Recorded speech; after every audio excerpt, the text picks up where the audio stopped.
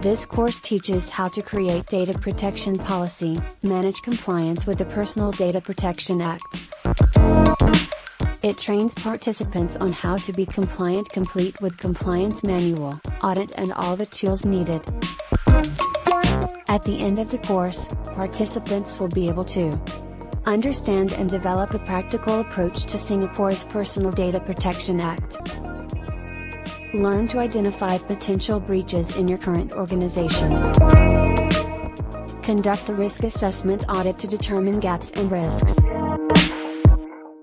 Learn to use basic controls, tools to address information security gaps.